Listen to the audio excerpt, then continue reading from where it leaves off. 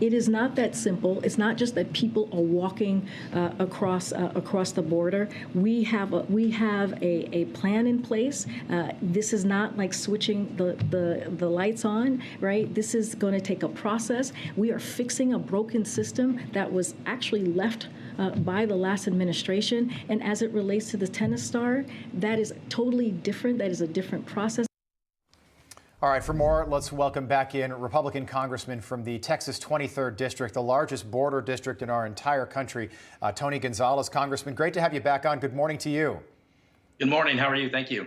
Doing well. You and several congressional candidates recently took a tour of the border. Some of it was in your district. Again, we're talking about 800 miles of border that the Texas 23rd covers. It looks like Mayor Eric Adams in New York and Muriel Bowser in Washington are not happy that so many migrants are being bused to their sanctuary cities. What do you make of that?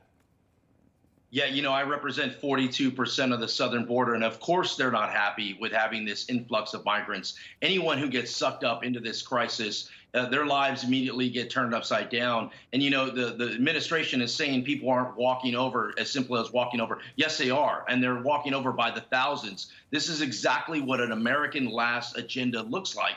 I'd say they do have a plan. The administration does have a plan, and that plan is open borders and to disrupt the way America looks, reshape it in another image. So, I hosted 7 top-tier candidates from all over the country. So that way on day one, when House Republicans take back the House, we're ready to go. We're ready to implement policy changes that do stop the bleeding on the southern border. So if New York City, again, the largest city by far in the country, is having a difficult time housing 5,000 people who have crossed over the border illegally under Joe Biden's time in office, what are people in your district doing? Again, it's a massive area geographically, but fewer than 1 million people live in your entire district. How are they dealing with a surge and a crisis like this, something we've never seen before? Yes, this is how it starts. This border crisis has continued to get worse and worse. So communities along the border in Eagle Pass, I'll use that as an example, is right now they're firefighters. They would respond to about 25 drownings a year. Now they're responding to about 30 drownings a month. So what ends up happening is first the Border Patrol gets sucked up into the processing centers. They're no longer keeping our borders safe, letting fentanyl and other things come through. Then the services of that city, police and firefighters, get sucked up. In San Antonio, the same thing has happened. So what is happening is as this spreads, New York City, as it goes to other places, Chicago, I'm hearing buses are now getting sent to Chicago as well. What is going to happen is those local services, police, firefighters, EMS, are now going to be starting to react into these migrant centers. It only gets worse. In Del Rio, we had 4 children overdose yesterday. So all across America, people are dying from all kinds of drug overdoses as well. Congressman, can you react to, typically when something goes wrong, the president will try and fix it, correct it, at least acknowledge it. This is the first time, certainly in my lifetime, where the exact opposite has happened. Joe Biden has single-handedly let this get worse and worse. Can you put that in a historical context for us, how unusual that is?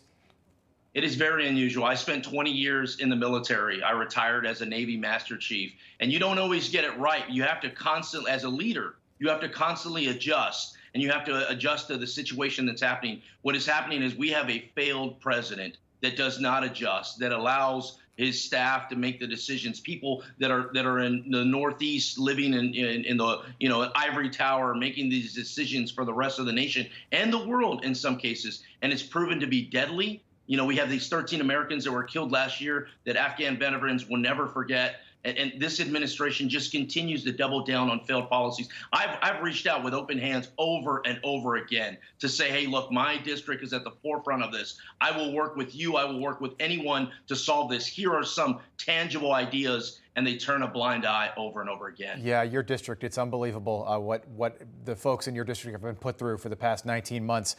Is this the biggest issue in the 23rd Congressional District? Again, the biggest border district in our entire country. Is this issue number one there to voters? Everywhere I get, there's a few different issues. The border is certainly way up there because our lives are turned upside down. I'd say inflation is another one. You mentioned the size of my district. You can't just drive a couple of miles to work. Oftentimes you have to drive 30, 40 miles one way, and you're usually driving a pickup truck because you're hauling hay or you're dealing with the oil and gas industry. Sure. So the price of goods has gone through the roof, and that has really impacted a district like mine, which is a blue-collar, hard-working district. This is another part of the America Last agenda by Biden, is they have forgotten everyday Americans. And my folks are going, wait, you're going to be giving away, free college now, college debt relief, when we're just trying to put gas in the tank and put food on our table. This is absolutely terrible what's happening. Inflation is another big issue. Just about 30 seconds, Congressman, on the student loan bailout proposed by the Biden administration. A Penn Wharton study says it's going to cost the American people